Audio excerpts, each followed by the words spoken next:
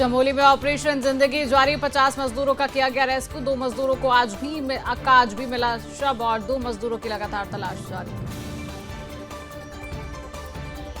उत्तराखंड सरकार ने राज्य के सैनिकों और उनके परिवारों के लिए उठाया बड़ा कदम। बलिदानी सैनिकों के परिवारों को मिलने वाली सहायता राशि के साथ उपनल कर्मचारी की मौत पर मिलने वाली राशि में भी की गई बढ़ोतरी। राजधानी देहरादून 3 दिवसीय जनजातीय महोत्सव की हुई शुरुआत। महोत्सव में उत्तराखंड समेत देश के कई राज्यों की जनजातियों के लोगों ने लिया हिस्सा। उत्तराखंड में मौसम के चलते बढ़ती परेशानियों को लेकर राहत की खबर आई सामने। उत्तराखंड में अगले हफ्ते सामान्य रहेगा मौसम, मौसम विभाग ने जारी की सूचना।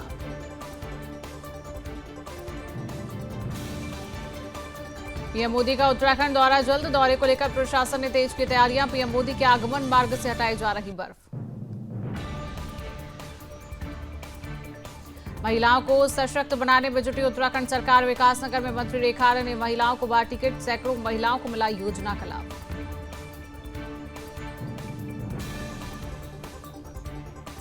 मसूरी के लंडौर बाजार को हेरिटेज मार्केट बनाने की दिशा में नगर पालिका प्रशासन ने बढ़ाया कदम। बाजार के ऐतिहासिक महत्व को बढ़ाने और जाम की समस्या पर भी काबू पाने की कोशिश।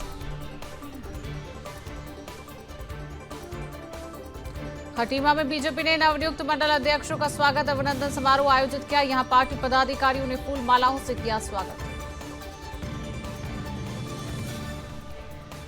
उत्तराखंड के हरिद्वार में नहीं रुक रही जिहादियों की काली करतूत। हिंदू युवती को प्रेम जाल में फंसाकर जबरन धर्म परिवर्तन कराने की कोशिश। बागेश्वर में बढ़ता जंगली जानवरों का खतरा। आवासीय कॉलोनी में टहलता नजर आया गुलदार। गुलदार को देखकर लोगों में मचा हड़कंप। वीडियो सोशल मीडिया पर हुआ वायरल।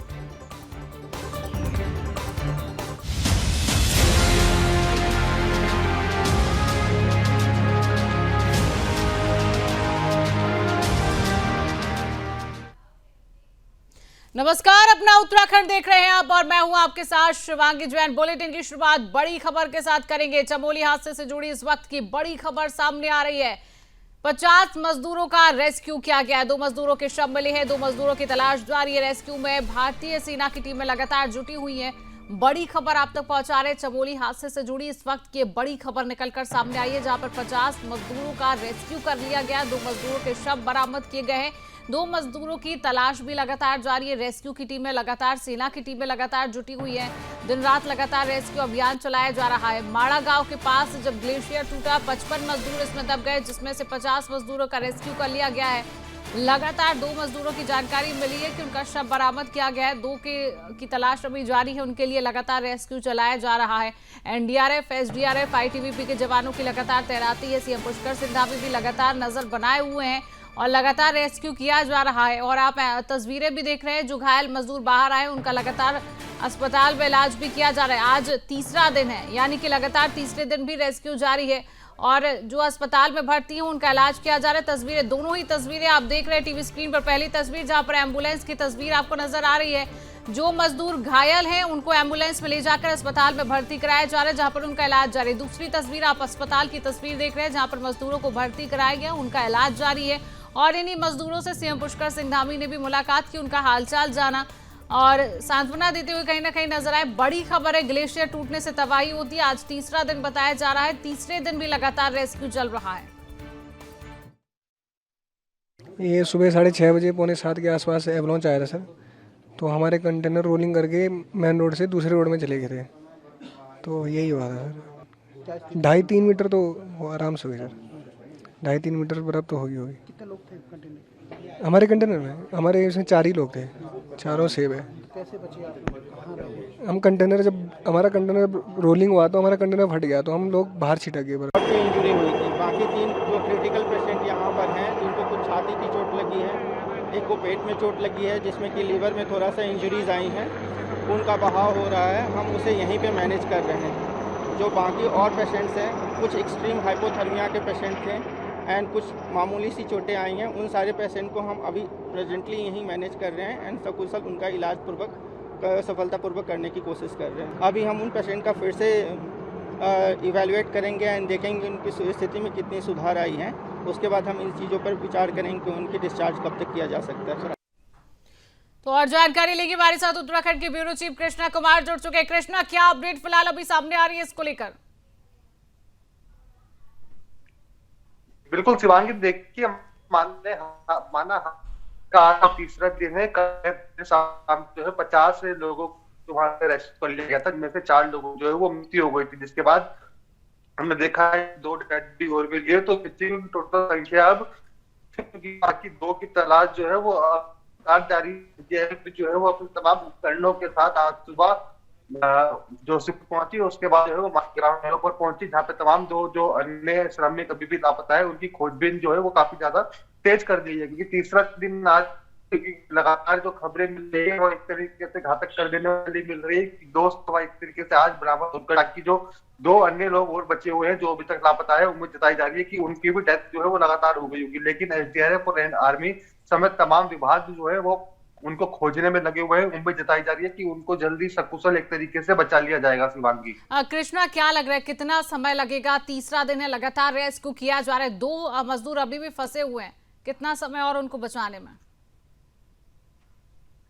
बिल्कुल, देखिए समय का अभी कुछ स्पष्ट नहीं कहा जा सकता कि कितना समय लग सकता है, क्योंकि पहले ही दिन से सभी विभागों की कोशिश है, इंडियन आर्मी की भी कोशिश है कि जल्द से जल्द जो है वो सभी का रेस्क्यू कर लिया जाए। क्योंकि इंडियन आर्मी ने हमने पहले ही दिन से मोर्चा ने अभी बांधा हुआ है, तीसरा दिन आज है, लेकिन कोशिश अभी ये है हमें लापता जो है वो उनको भी सकुशल जो है वो जल्दी से जल्दी उनका रेस्क्यू कर लिया जाए, जिसके लिए एनडीआरएफ, डीआरएफ, आर्मी और समय तमाम सेना की पुलिस वहां पे लगी हुई है, उसकी खोजबीन जो है आज तेज कर गई है। क्योंकि कल देखा था हमने, इनके बाद जो है खराब हो गया था, काफी ज्यादा दिक्कतों का सामना जो है वो भाग को करना पड़ा था। लेकिन आज जो है वो पूरे क्षेत्र पे चटक धूप देखा है कि रेस्क्यू ऑपरेशन कर रहा है, वहां से जो लापता श्रमिक थे उनके निकले। अब बाकी की खोजबीन जो है वो लगातार थी, उम्मीद जताई सेना और तमाम प्रशासन मिलकर रेस्क्यू ऑपरेशन पूरा कर लेंगे। चलिए, बिल्कुल कृष्णा, लगातार नजर बनाए हुए हैं और 2 मजदूरों का रेस्क्यू भी किया जाएगा। बस कुछ ही समय बाद लग रहा है कि खुशखबरी भी सामने आएगी कि उन जो मजदूर हैं उनको बचा लिया गया और उनको सुरक्षित बाहर निकाला गया। फिलहाल कृष्णा, तमाम जानकारी साझा करने के लिए आपका बहुत बहुत धन्यवाद। तो बड़ी खबर लगातार आप तक पहुंचा रहे थे। तीसरा दिन है, लगातार रेस्क्यू अभियान चलाया जा रहा है। तस्वीरें टीवी स्क्रीन पर लगातार आपके सामने, जहां पर सीएम पुष्कर सिंह धामी हवाई निरीक्षण करते हुए भी नजर आए हैं। 2 मजदूर अभी भी फंसे हुए हैं, जिनके लिए लगातार टीमें तैनात है, लगातार रेस्क्यू अभियान चलाए जा रहे हैं और मौसम भी खुशनुमा बना हुआ है। धूप वहां पर, शुष्क धूप वहां पर निकली हुई है। लगातार रेस्क्यू अभियान चलाया जा रहा है। एनडीआरएफ, एसडीआरएफ, आईटीबीपी के जवानों की वहां पर तैनाती है। अब ये फिलहाल अभी नहीं कहा जा सकता कि कितना समय लगेगा। हालांकि आप ये समझिए कि तीसरा दिन है, फिर भी बहुत कम समय में सारे मजदूरों को बाहर निकाल लिया गया और लगातार सीएम पुष्कर सिंह धामी भी हर पल की अपडेट ले रही है। और जब मजदूरों को बाहर निकाला गया, सकुशल बाहर निकाला गया, तो सीएम पुष्कर सिंह धामी भी उसी जगह पर पहुंचकर उन्होंने भी मजदूरों से बात की, उनका हालचाल जाना। तस्वीरें आप देख रहे हैं, हवाई निरीक्षण किया गया और लगातार सीएम पुष्कर सिंह धामी ने खुद यहां पर हेलीकॉप्टर से हवाई निरीक्षण करते हुए नजर आए। पीएम मोदी ने इस पूरे मामले को लेकर अपडेट ली, सीएम पुष्कर सिंह धामी से फोन पर बातचीत की क्या अपडेट है और हर संभव मदद का भरोसा दिलाया। और जो मजदूर जिनको बाहर निकाला गया और जो इंजर्ड है, चोट आई है, उनको अस्पताल में भर्ती भी कराया गया, जहां पर उनका इलाज भी जारी है। देहरादून में उत्तराखंड सरकार ने राज्य के सैनिकों और उनके परिवारों के लिए एक बड़ा कदम उठाया है। सैनिक कल्याण मंत्री गणेश जोशी ने घोषणा की है कि राज्य सरकार बलिदानी सैनिकों के परिवारों को 50 लाख रुपए की सहायता राशि देगी। इसके अलावा वीरता पुरस्कारों की राशि में भी बढ़ोतरी की गई है। प्रदेश सरकार ने उपनल कर्मियों के लिए भी मुआवजे के पैसे में बढ़ोतरी की है। पहले जहां किसी उपनल कर्मचारी की मौत पर 1 लाख रुपए की सहायता राशि दी जाती थी, अब इसे 1,50,000 रुपए कर दिया गया है। यह घोषणा उत्तराखंड पूर्व सैनिक कल्याण निगम लिमिटेड के 21वें स्थापना दिवस के अवसर पर सैनिक कल्याण मंत्री गणेश जोशी ने की है।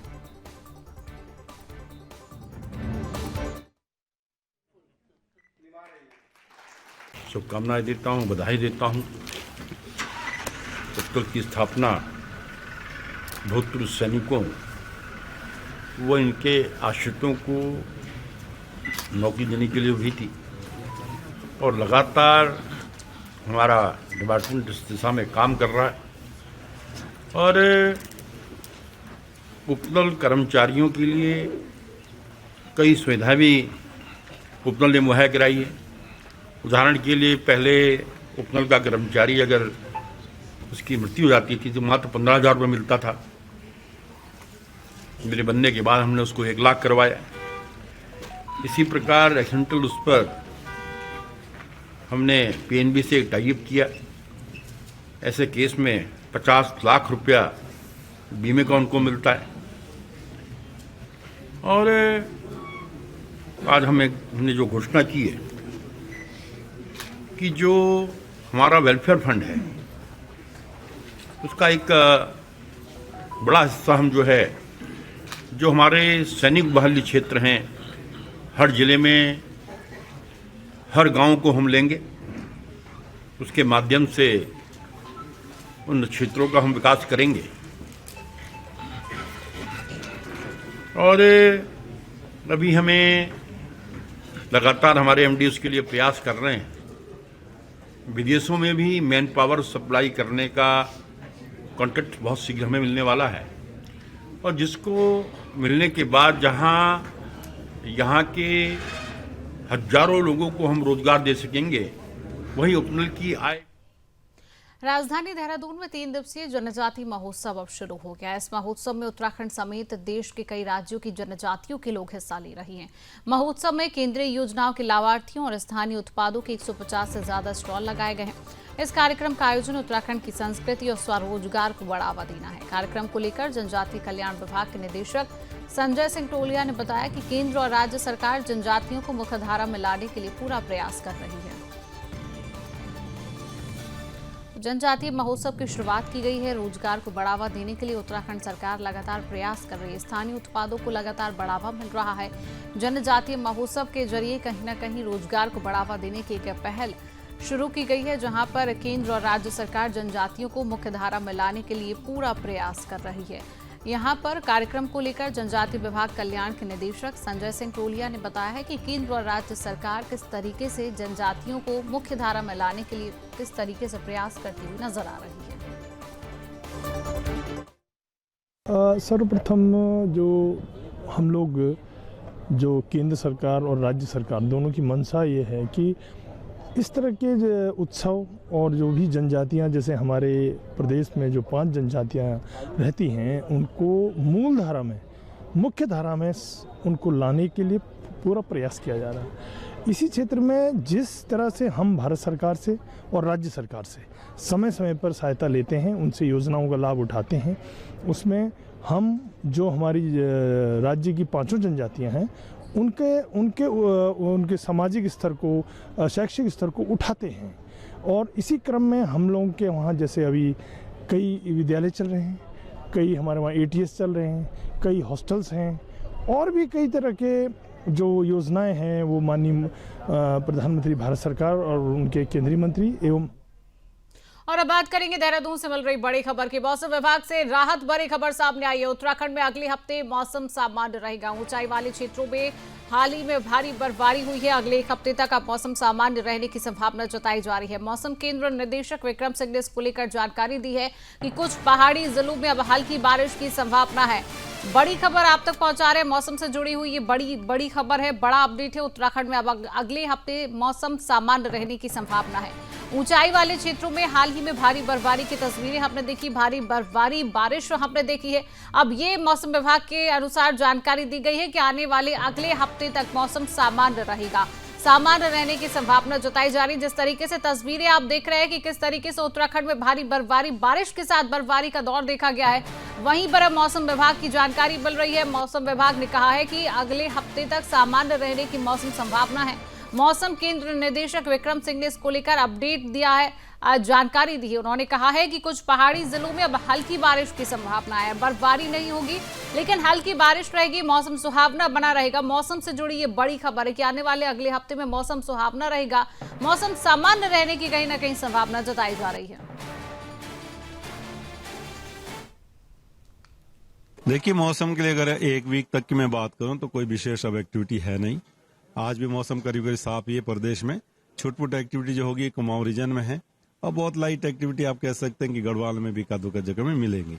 तो ये है कि क्लाउडिंग तो थोड़ी आज है, लेकिन कल देखेंगे तो कल क्लाउडिंग भी खत्म हो जाएगी, साफ रहेगा पूरे दिन भरी मौसम जो है। उत्तराखंड में। 3 तारीख को थोड़ी एक्टिविटी फिर से मिल रही है, हालांकि वीक सिस्टम है तो हल्की बारिश या बर्फबारी जो अंदर के डिस्ट्रिक्ट है उत्तरकाशी, चमोली, पिथौरागढ़, रुद्रप्रयाग, बागेश्वर, तो इनमें आप कुछ जगहों तक में कह सकते हैं कि हल्की बारिश बर्फबारी। तो बर्फबारी 3000 मीटर से ऊपर के जो एरिया है वहीं पे मिलेगी। तो इस तरह की एक्टिविटी 3 तारीख को है।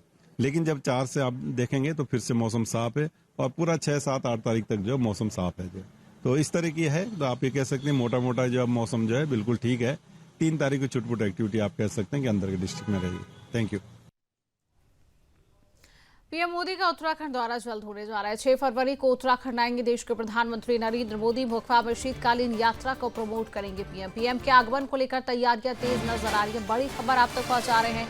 पीएम मोदी का उत्तराखंड दौरा जल्द होने जा रहा है। 6 फरवरी को उत्तराखंड आएंगे पीएम मोदी। मुखवा में शीतकालीन यात्रा को प्रमोट करेंगे पीएम। माफ कीजिएगा, 6 मार्च को उत्तराखंड आएंगे पीएम मोदी। पीएम के आगमन को लेकर तैयारियां तेज नजर आ रही है। बड़ी खबर लगातार आप तक पहुंचा रहे। पीएम मोदी का उत्तराखंड दौरा जल्द होने जा रहा है। 6 मार्च को उत्तराखंड आएंगे पीएम मोदी। मुखवा में शीतकालीन यात्रा को प्रमोट करेंगे पीएम। पीएम के आगमन को लेकर तैयारियां भी तेज हो चुकी है। बड़ी खबर लगातार पीएम मोदी का उत्तराखंड दौरा है, जिसको लेकर सुरक्षा व्यवस्था पर भी खास नजर रखी जा रही है। पीएम के आगमन को लेकर भी तैयारियों पर खास नजर है। तैयारियों को तेज कर दिया गया। सीएम पुष्कर सिंह धामी भी लगातार नजर बनाए हुए हैं। पीएम मोदी का ये उत्तराखंड दौरा है। 6 मार्च को उत्तराखंड आएंगे पीएम मोदी। मुखवा में शीतकालीन यात्रा को भी प्रमोट करेंगे पीएम। और पीएम के आगमन को लेकर भी तैयारियां लगातार तेज है।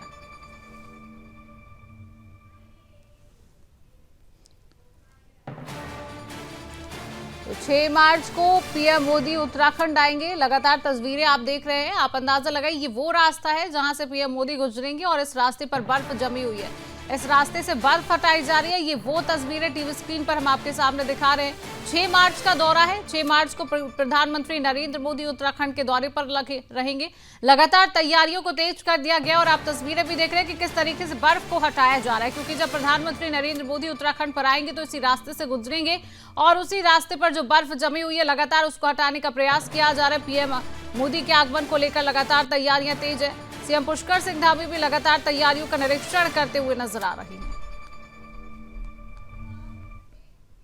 और अब बात करेंगे अगली बड़ी खबर की। महिलाओं को सशक्त बनाने में लगातार उत्तराखंड सरकार जुटी हुई है। विकासनगर में मंत्री रेखा आर्य ने महिलाओं को किट बांटी है। सिलाई मशीन, जड़ी बूटी उत्पादन किट का वितरण किया है। सैकड़ों महिलाओं को योजना का लाभ मिलेगा। लगातार बड़ी खबर है। महिलाओं को सशक्त बनाने में लगातार उत्तराखंड सरकार जुटी हुई है। विकासनगर में मंत्री रेखा आर्य ने महिलाओं को किट बांटती हुई नजर आई है। सिलाई मशीन उन्होंने दी है। जड़ी बूटी उत्पादन किट का भी वितरण किया है। सैकड़ों महिलाओं को अब इस योजना का लाभ मिलेगा। महिलाओं को कहीं ना कहीं सशक्त बनाने में उत्तराखंड सरकार की एक अहम भूमिका देखी जा रही है।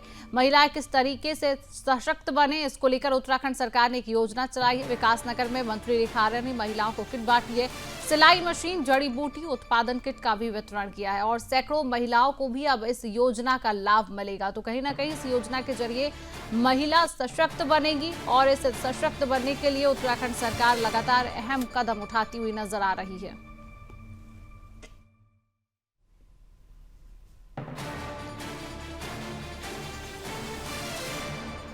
तो सिलाई मशीन, जड़ी बूटी उत्पादन किट का वितरण यहां पर किया गया है। सैकड़ों महिलाओं को इस योजना का लाभ अब मिला है और इस योजना के लाभ के जरिए महिला सशक्त बनती हुई अब नजर आ रही है। उत्तराखंड सरकार का इसमें एक बड़ा योगदान। महिलाओं को सशक्त बनाने में लगातार उत्तराखंड सरकार कई अहम कदम भी उठाती हुई नजर आ रही है।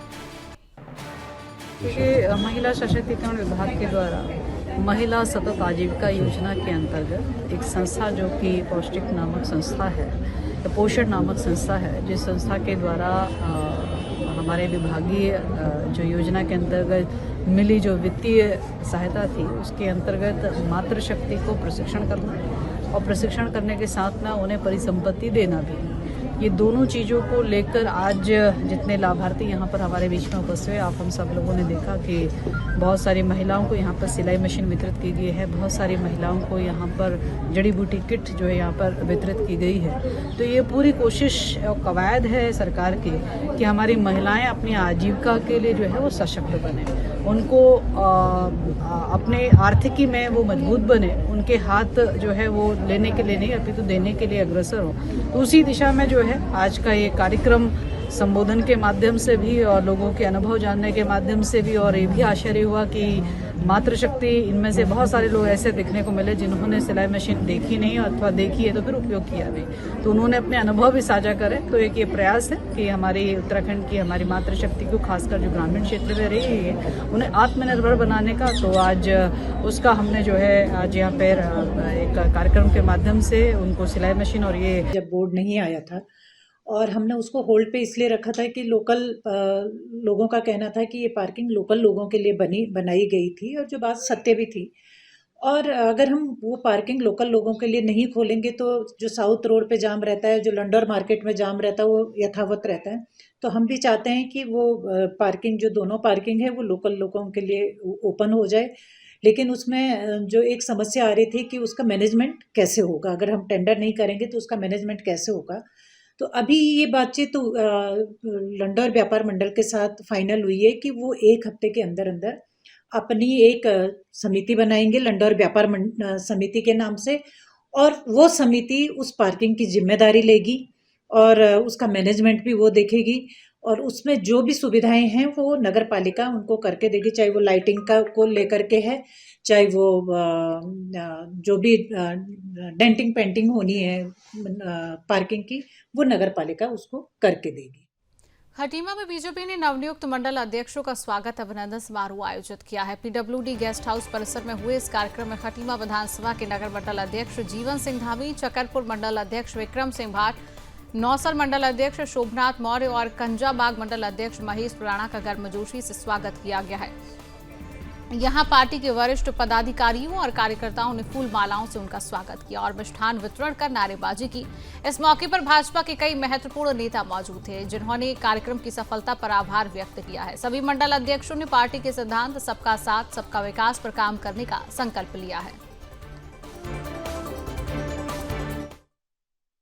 मैं धन्यवाद करना चाहता हूँ संगठन का, जिस प्रकार से हम खटीमा विधानसभा के सहित कंजाबाग विधानसभा में तीनों मंडलों अध्यक्षों को पुनः रिपीट करते हुए और नए मंडल अध्यक्ष के रूप में महेश भाई को जिम्मेदारी जिस प्रकार से मिली है, हम आपको विश्वास दिलाते हैं कि जिस प्रकार से 2022 के बाद हम लोगों ने क्षेत्र में जाकर अपनी टीमें बनाई है और उसके बाद लोकसभा चुनाव में भारी बहुमत से हम सभी मंडल अध्यक्षों के नेतृत्व में खटीमा विधानसभा जीती। उसके बाद नगर पालिका चुनाव में भी जिस प्रकार से हम भारी बहुमत से यहाँ जीते हैं, तो आगामी जो चुनाव 2027 के लिए हम लोग विश्वास दिलाते हैं आपके माध्यम से कि अपनी जो टीमें बनाएंगे सर्वव्यापी सर्वविश्वसनीय और बिल्कुल भेदभाव न करते हुए सबको साथ में लेकर चलने की कोशिश करेंगे और 2000 का जो चुनाव होगा उसमें ऐतिहासिक विजय से भारतीय जनता पार्टी को खटीमा में जीते रहेंगे। उत्तराखंड के हरिद्वार में जिहादियों की काली करतूतों के बावजूद रुकने का नाम नहीं ले रही। एक बार फिर हरिद्वार में जिहादी युवक के हिंदू युवती को शादी का झांसा देकर शारीरिक शोषण का मामला सामने आया है। वहीं जब युवती ने जिहादी से शादी करने के लिए मना कर दिया तो आरोपी ने युवती का अपहरण कर उस पर धर्म परिवर्तन करने का दबाव बनाना शुरू कर दिया। हालांकि किसी तरह से हिंदू संगठनों की मदद से उनके चंगुल से निकलने में कामयाब रही और पुलिस को पूरे मामले की जानकारी दी है।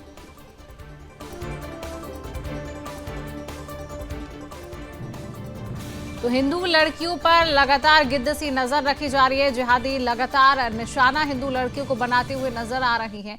जिस तरीके से हालांकि किसी तरह से हिंदू संगठनों की मदद से इस चंगुल से उस बच्ची को बचा लिया गया है, उस युवती को बचा लिया गया है और आरोपी को पुलिस ने गिरफ्तार कर लिया और आरोपी को गिरफ्तार कर अब आगे की कार्रवाई यहां पर की जा रही है। युवती को शादी का झांसा दिया गया, शारीरिक शोषण का ये पूरा मामला सामने आया। वहीं जब युवती ने जिहादी से शादी करने के लिए मना कर दिया तो आरोपी ने युवती का अपहरण किया और अपहरण कर उस पर धर्म परिवर्तन करने का दबाव बनाना शुरू कर दिया। हालांकि किसी तरह से हिंदू संगठनों को इसकी जानकारी मिली, जिसकी वजह से युवती को बचा लिया गया है जिहादी के चंगुल से। उसके बाद पुलिस को इस पूरे मामले की जानकारी दी गई। पुलिस ने आरोपी को गिरफ्तार कर लिया और अब आगे की पूरी प्रक्रिया और आगे की पूरी जांच पड़ताल में पुलिस जुट चुकी है। नाम के लड़के ने अर्श नाम से मुझसे बातचीत करी। वो मुझे जिम में मिला था और अब वो लोग वो अपने घर पे मुझसे निकाह करवाना चाह रहे हैं और वो मुझे मुस्लिम बनवाना चाह रहे हैं। वो मेरा धर्म परिवर्तन करवाना चाह रहे हैं और इसमें उसके पिता, उसके अब्बू, उसके चाचा, उसके बड़े चाचा और उनके गांव का प्रधान शामिल है। इन लोगों ने मुझे मारने की भी कोशिश करी है। इन लोगों ने मुझे धमकियां दी हैं और मैंने इनके खिलाफ मुकदमा दर्ज भी करवा रखा है और ये लोग मुझे कॉल करके धमकियां दे रहे हैं और केस वापस लेने के लिए बोल रहे हैं। इसने शारीरिक शोषण भी किया है और मैंने कनखल थाने में इसके खिलाफ मुकदमा दर्ज करवा रखा है। मुझे मेरी जान का खतरा है इसके फैमिली वालों से। अगर मुझे कुछ भी होता है तो उसके जिम्मेदार इसके फैमिली वाले और इनके गांव का प्रधान होगा। अभी मेरा कोर्ट में बयान होगा, मैं वहां पे जाके ये सारी चीजें बताऊंगी और मैंने पुलिस वालों को भी ये सारी चीजें बता रखी है। मैं चाहती हूँ कि मुझे सुरक्षा दी जाए, क्योंकि ये लोग मेरी जान ले सकते हैं, मेरे को मेरी जान का खतरा है। थाना कनखल में पुलिस को कल एक मामला संज्ञान में आया था, जिसमें एक पीड़िता को शादी का झांसा देके उसके साथ रेप किया गया और बाद में शादी के लिए दबाव बनाने के लिए धन परिवर्तन की भी बात इसमें संज्ञान में आई थी। पुलिस ने तत्काल इसमें अभियोग पंजीकृत करते हुए आरोपी और उनको जो प्रश्रय देने वाले हैं के खिलाफ कार्रवाई की है। आरोपी को तत्काल अरेस्ट किया गया है, उसको अभी न्यायिक परीक्षा में भेजा जा रहा है और जो पीड़िता है उसके बयान अभी 164 के कराए जा रहे हैं। जो भी उसको सुरक्षा की जरूरत होगी पुलिस उसको तत्काल कराएगी और जो भी लोग इसमें सम्मिलित हैं जिनके द्वारा भी इस प्रकार की घटना की गई है उनके खिलाफ सख्त पुलिस कार्रवाई करेगी और इसके लिए जो भी अधीनस्थ है उनको मेरे द्वारा निर्देशित किया गया है और न्याय को हम लोग इसमें जो भी जरूरी होगा न्याय के लिए वो संपूर्ण करेंगे। अभी इसमें एक जो पीड़ित है वो अरेस्ट हुआ है, बाकी उसको प्रेशर देने वाले भी हम लोगों के द्वारा राउंड ऑफ किए गए हैं, उनकी भी अरेस्टिंग जल्दी कर दी जाएगी। फिलहाल के लिए इस खास बुलेटिन में इतना ही। देश और दुनिया की तमाम खबरों को जानने के लिए आप देखते रहिए सुदर्शन न्यूज। जय हिंद।